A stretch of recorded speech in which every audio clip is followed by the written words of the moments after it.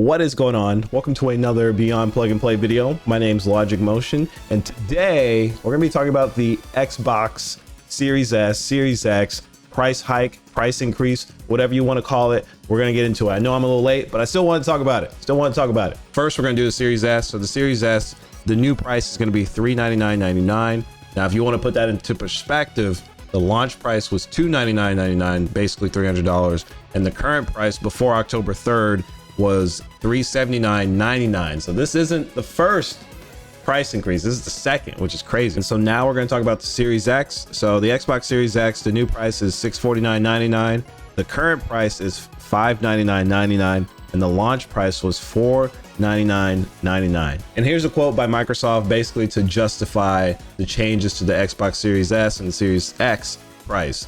"We understand that these changes are challenging, and they were made with careful consideration.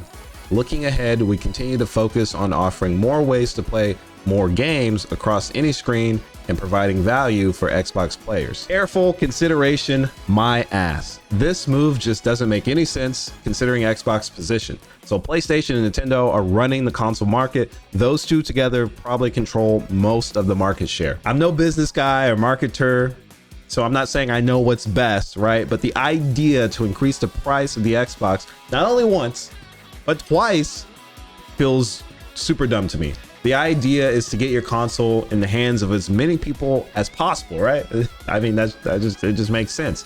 So when you're already number 3 in the market share under Sony and Nintendo, why would you increase the price? Xbox's big thing is Game Pass. That's what they're trying to push so much, right? So in order for you to get more subs for your Game Pass, your console needs to be at an acceptable price. If the barrier is too high and the entry point is too high, no one's going to commit to your console. And out of the 3 companies, Sony, Nintendo, and Microsoft, I feel like Microsoft is the one company that can afford to take a hardware loss, right? Just because Microsoft does more than Sony and Nintendo than just gaming, right? Sony, obviously, they do some stuff outside of gaming, like movies and stuff like that, but they're not on the level of Microsoft. Microsoft has basically Windows, they have Microsoft 365, they run the world. Like Windows is almost on every system, enterprise system, like they do so much, right? And obviously that division is completely separate from gaming, right? But even if you want to consider gaming, right,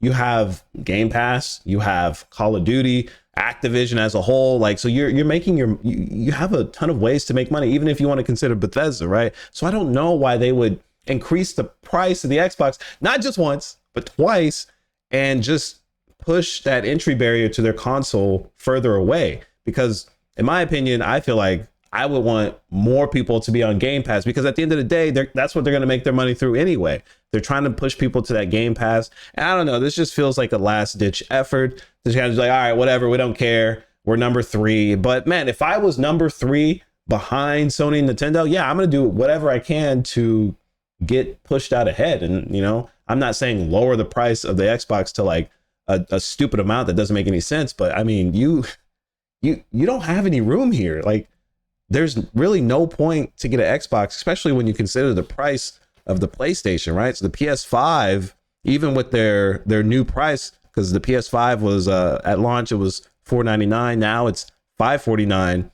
Why would I get an Xbox Series X for almost what, $700 when I could just, actually no, not even it's just about $650. But yeah, why would I get an Xbox Series X for that amount of money when I could just get a standard PS5 for $549? Basically same performance, I get more games. It doesn't make any sense. Or I can even pay less, get a Nintendo Switch 2, and I'm getting more exclusive, I'm getting more bang for my buck. And it just, to me, it doesn't make any sense, especially if they plan on putting Game Pass on the Switch. And that could be the idea too. Like that's what they said in their quote. We're trying to get Game Pass on more screens, right? But I mean, we'll see about that. Overall, I just don't think this is a good idea, especially when you consider Costco got rid of their Xbox stock. They completely pulled it from the shelves because like Costco has the idea like, okay, we've ran the data. No one's buying this already. No one's going to buy it for this new price. So we're just going to remove it off the shelf. It's just not worth it for us anymore. And it really just sets a bad standard, because if more stores do that, then I mean, that's it for Xbox, right? They're gonna be like, all right, well, people aren't buying it for this new price. We're probably just we're not gonna sell a console anymore.